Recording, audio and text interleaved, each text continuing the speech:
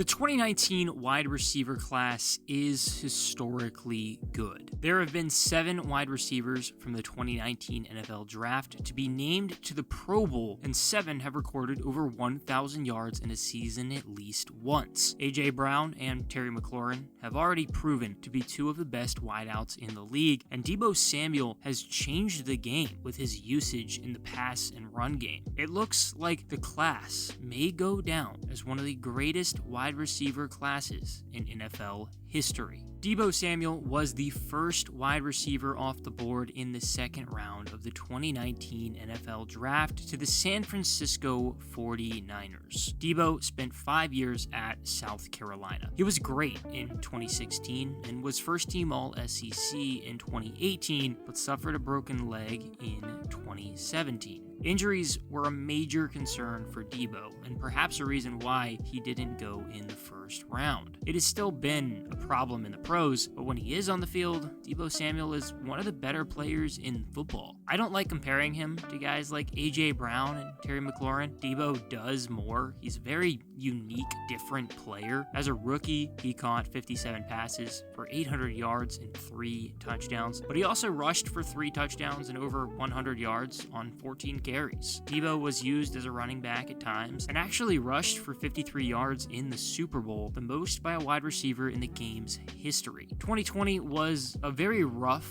injury-riddled year for Deebo. He suffered a foot fracture before the season and had 2 separate hamstring injuries that caused him to miss 3 games each. Deebo only played in 7 games. Samuel was healthy in 2021 and was legitimately a beast. He wasn't just a Pro Bowler, but was named a first-team All-Pro. Samuel did it all. He recorded over 1,400 yards and 6 touchdowns on 77 receptions. But he also had a huge role in the running game. 59 attempts, 365 yards, and 8 touchdowns. He requested a trade after the year, but ultimately signed a 3-year, $73.5 million extension. Deebo dealt with a few injuries in 2022, and it left him with another season with just more to be desired. A.J. Brown was selected in the second round by the Tennessee Titans. Brown was coming off of back-to-back 1,000-yard seasons and first-team All-SEC honors at Ole Miss. It didn't take very long for him to make an impact in the pros. In his NFL debut, Brown caught 3 passes for 100 yards. He played a huge role in Tennessee turning into a pretty good team. The Titans began 2019 with Marcus Mariota at quarterback and eventually turned to Ryan Tannehill and made it all the way to the AFC Championship. Brown was incredible. He recorded over 1,000 yards and 8 touchdowns on 52 receptions as a rookie. Brown was named to the All-Rookie team. Brown did not have a sophomore slump in the slightest. He did miss 2 games, but it didn't matter. He improved in almost every facet. He made the Pro Bowl after recording 70 receptions for 1,075 yards and 11 touchdowns. Brown missed time in 2021 due to a chest injury. He played in 13 games and caught 63 passes for 870 yards and 5 touchdowns. Brown was shockingly traded to the Eagles for a first and third round pick during the 2022 NFL Draft. He signed a 4-year, $100 million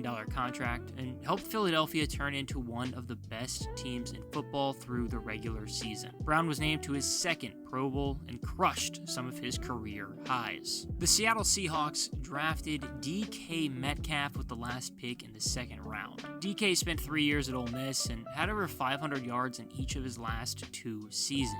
Metcalf ended up having an impressive rookie year with 900 yards and 7 touchdowns off 58 receptions. He had a Seahawks rookie record 89 yards in his NFL debut, and in the wildcard round, he recorded 7 catches for 160 yards, setting the NFL record for most receiving yards by a rookie in the postseason. He was good, but he seriously broke out in 2020. Metcalf was named to his first Pro Bowl and was named a second-team All-Pro. He had 83 receptions for 10 touchdowns and a Seattle franchise record, 1,303 yards. He was spectacular. Metcalf followed it up with 75 catches in 2021, along with 12 touchdowns and nearly 1,000 yards. He signed a 3-year, $72 million extension the following offseason. Despite the trade of Russell Wilson, DK Metcalf surpassed over 1,000 yards again in 2022. Early in the third round, the Steelers took Diontae Johnson. He played at Toledo and was first-team All-MAC in his last of 3 seasons, and was named the MAC Special Teams Player of the Year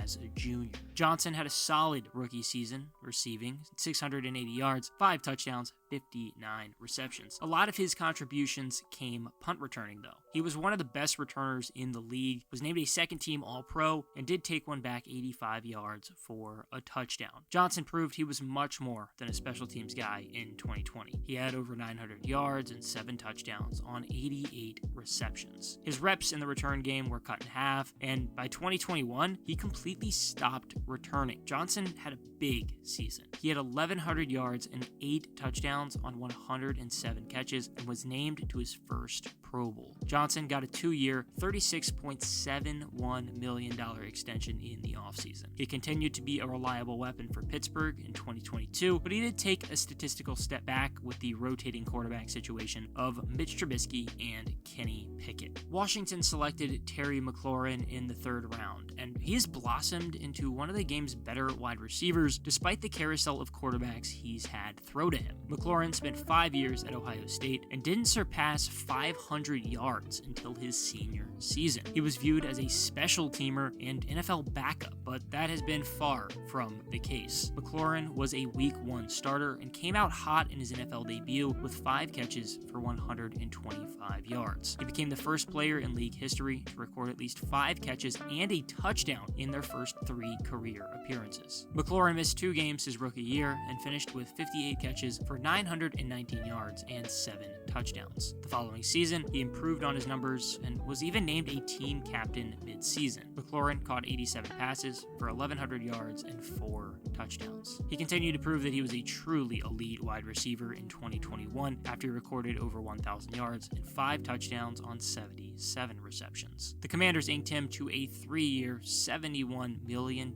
extension in the offseason. McLaurin was named to the Pro Bowl for the first time in 2022 after his 3rd consecutive 1,000-yard campaign. Hunter Renfrow was selected in the 5th round by the Raiders. He spent 5 years at Clemson, where he actually walked on. Renfrow was 3rd-team All-ACC twice, won 2 national championships, and had about 500 yards or more in all 4 seasons that he was on scholarship. He ended up being named a Week 1 starter as a rookie, and went on to record 600 yards and 4 touchdowns on 49 receptions, despite missing some time with a broken rib and punctured lung. Renfrow didn't do anything crazy in 2020, 56 catches, 656 yards, 2 touchdowns. He ended up having a breakout 2021 campaign, though. Renfrow was a Pro Bowler after he had 103 receptions for over 1,000 yards and 9 touchdowns. Very impressive. It inked him a 2-year, $32 million extension in the offseason, but he's had a very injured year. He had a concussion early in the season and suffered an ab sprain in early November that landed him on injured reserve. Deebo Samuel, A.J. Brown, DK Metcalf, Diontae Johnson, Terry McLaurin, and Hunter Renfrow have all been named to the Pro Bowl out of the 2019 NFL Draft. Mecole Hardman is a 7th. He was a Pro Bowler and 2nd-team All-Pro in 2019 as a return specialist. Hardman was a Chiefs 2nd-round pick. He helped Kansas City win the Super Bowl and had over 500 yards in each of his first 3 years in the pros. Marquise Brown hasn't been named a Pro Bowler, but he does have a 1,000-yard season under his belt in 2021. He was the first wide receiver taken at the draft and was one of the 2 in the 1st round. The other, N'Keal Harry, has turned into quite the bust. Hollywood Brown spent 3 years in Baltimore before the Ravens traded him to the Cardinals for a 1st-round pick in the 2022